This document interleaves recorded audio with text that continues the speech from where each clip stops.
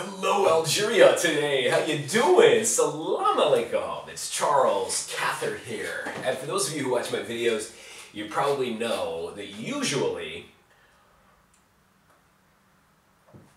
I'm talking to Serbia, but today I'm talking to Algeria, the wonderful country in North Africa, the biggest country in Africa. And I've got many friends in Algeria. I first became affiliated with Algeria, oh my gosh, probably 10 years ago, you know. I met a wonderful Algerian guy on MySpace, and his name was Aladdin, and I thought that was such a cool name, you know, because when I think of Aladdin, I think of the flying carpet in this silly Walt Disney show. And so me and him became really good friends. We still speak all the time. He's a good guy, and I've always been a little bit obsessed with, you know, some Arab culture and North Africa in general. You know, so I knew a lot about Algeria, and let me tell you what I know. I know Algeria has about 40 million people. Algeria borders Morocco, Western Sahara, Mauritania, Niger, Tunisia, and then it's the coastal area up there. It's got about 40 million people. Like I stated, your president is Abdelaziz Bouteflika. I've got a... I'm just obsessed with that man also. I know some of your cities. I know Sétif, I know Batna, I know Algiers, I know Casbah, I know Annaba, I know Tipaza. Did I say that already? Constantine. I know quite a few places. I made a video, a good friend of mine also named Walid. He started a group called I'm DZ and I Speak English. A great guy, and we've been friends for many years. And he asked me to make a video about Algeria about 4 years ago or so, 5 years ago, I don't even remember. But I made a video for Algeria, and oh my God, I had a ton of Algerians write to me, and really nice people, you know. They were really shocked that an American knew something about Algeria, and they were very kind people, you know. I was really shocked. You know, not really shocked, that sounds kind of rude, but I didn't know what to expect, but I was just overwhelmed by the niceness of the Algerian people to me. So thank you for that. Anyway, today my buddy, I've got a friend that I talk to all the time, Imad, I think's his name. And if I say your name wrong, you know, forgive me because I don't know how to speak Arabic. I don't know how you do that. You do some different, strange little alphabet. But Algerian people, I think it's really neat. Very smart people, you know. You guys were colonized, or not really colonized, but you were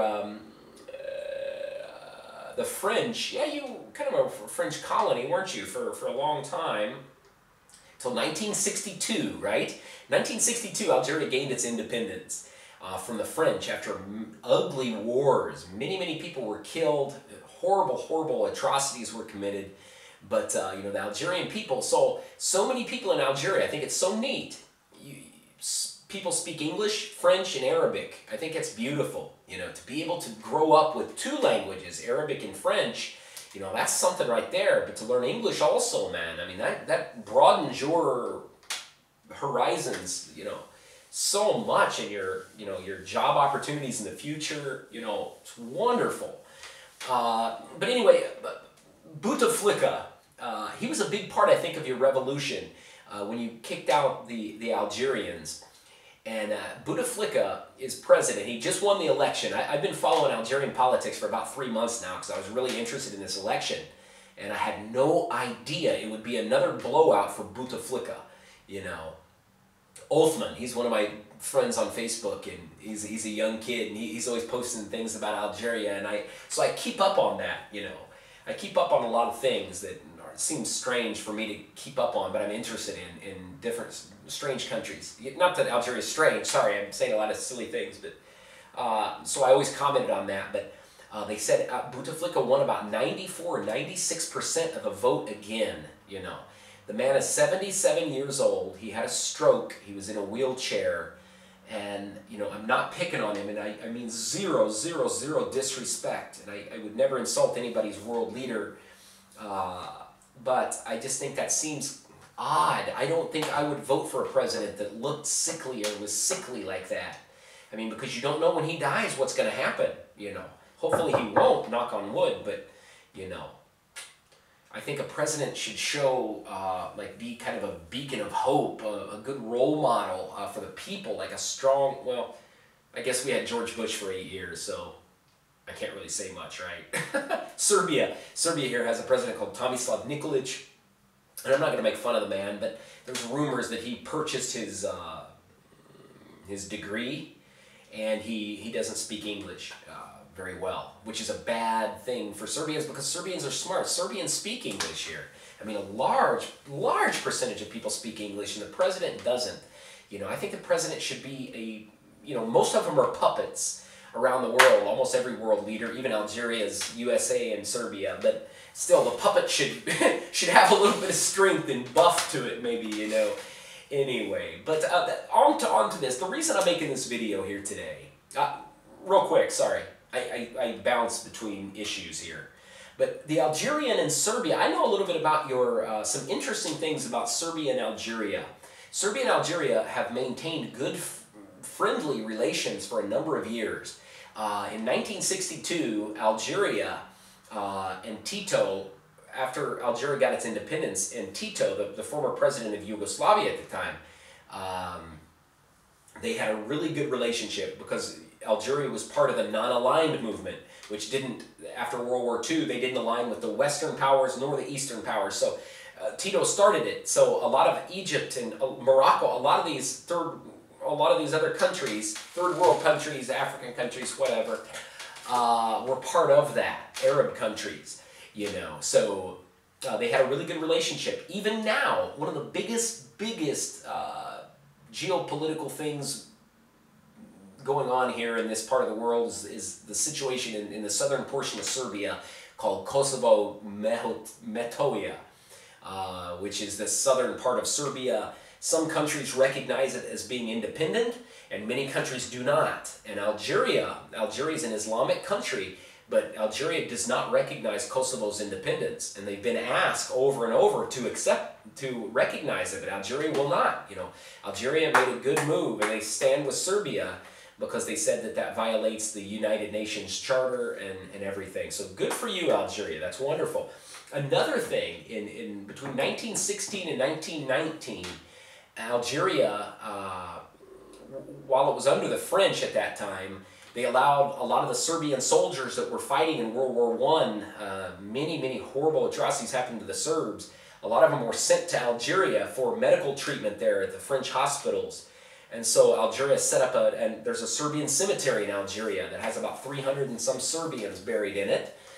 So, you know, that was nice. So they've had a good relationship. It's going great.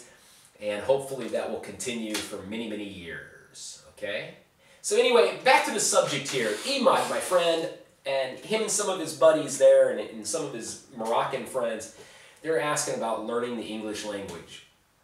And, you know, I am a very bad person to ask about learning a language because I've been here in Serbia for off and on for 3 years. The longest total time that I've been here, or not total, consecutive time I've been here, has been 1 year and a month, and that's currently now.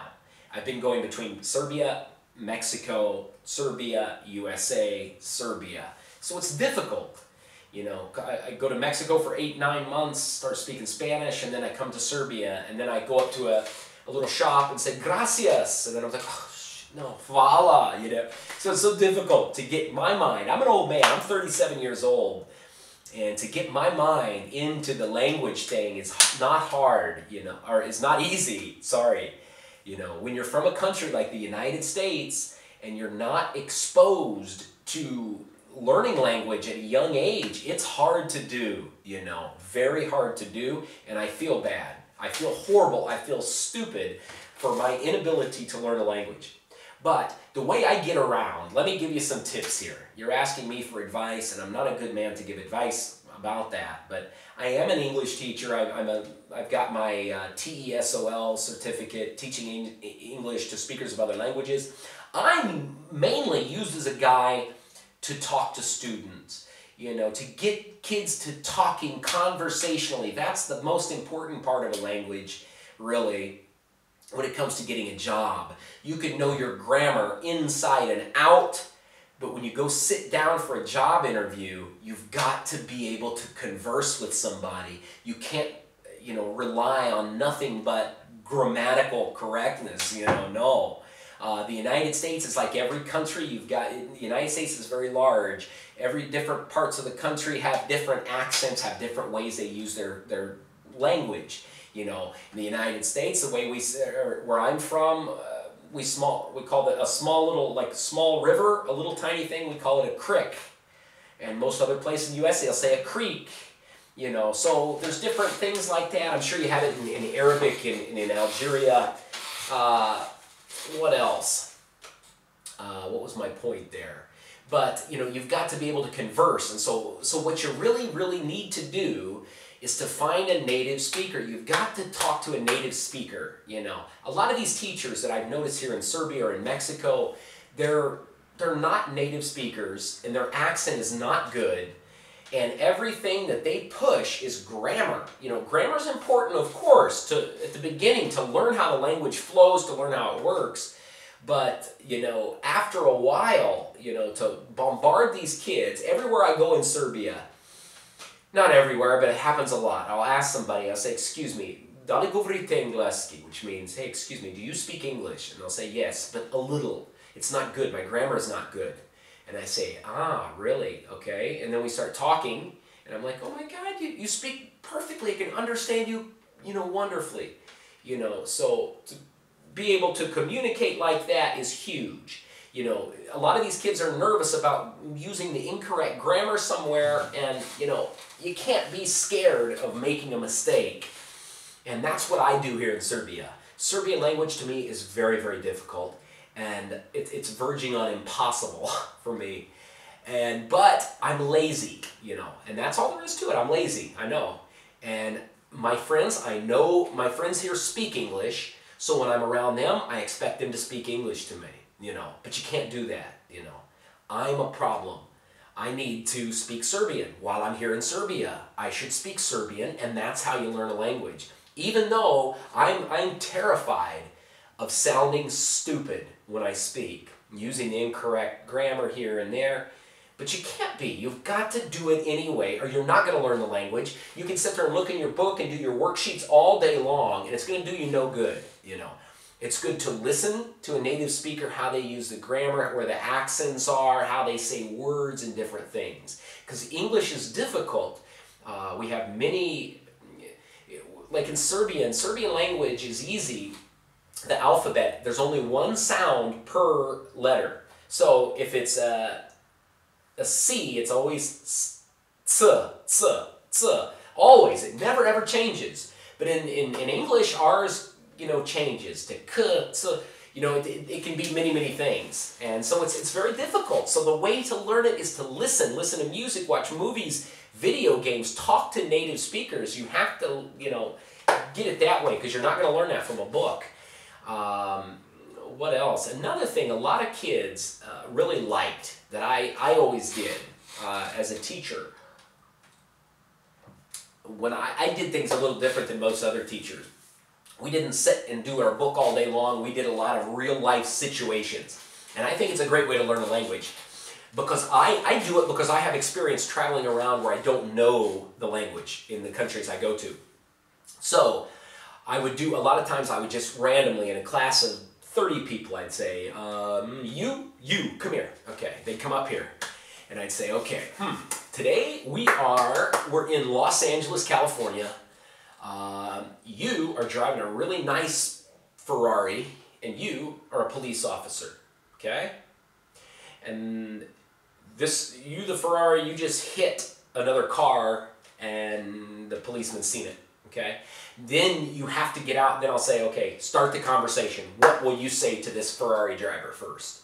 And they've got to really think and use their mind and try to get through it. And it works really well. I would let them go through it without commenting, and then afterwards we would go through it together. I would ask the class, I'd say, okay, what could he have done better? And it gets everybody to use in their mind, getting outside the book in real life situations. That's huge, It's a good way to really practice a language. So even if you don't have a native speaker, maybe get one of your friends that's interested in English, and just write down like a bunch of scenarios on little strips of paper. Put like car crash, bank robbery, buying an apple or something, and put it in the thing and just pick it out, and you'll say, okay, I'm the shopkeeper, you're the customer, you're buying an apple.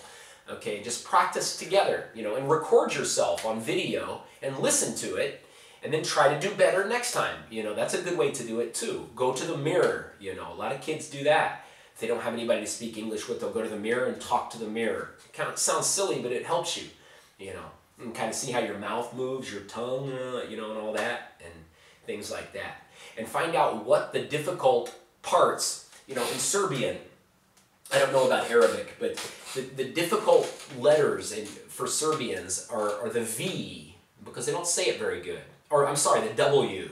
They say the W like a V. And like in English, we would say what, water. And here they say water, watch how your mouth is supposed to move, water. Or they also have problems with you know, like this glass, this, that, these, you know, they have trouble with the. So practice on the ones that you have trouble with, and that'll help you also. You know, go to the mirror, see how your mouth moves, and that helps. And, you know, keep trying, and that's really it. Try, and speak.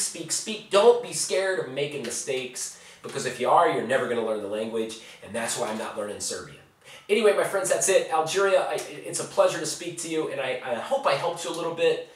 There's a good website I'm going to put in the link here. Not too many people use it yet, but I really enjoy it, because I've met a lot of foreigners from many strange different countries. I met a friend from Somalia on there, and I've always wanted to know somebody in Somalia. There's a student from Somalia that's trying to learn English, so I'm trying to help him with English. And it's called howdoyoudo.com, I think is what it is. Yeah, how do you do, I think. I'll post it in the thing. Anyway, Algerians, do viđenja, that's goodbye in Serbian, salam, and I hope I helped you. Take care, bye-bye.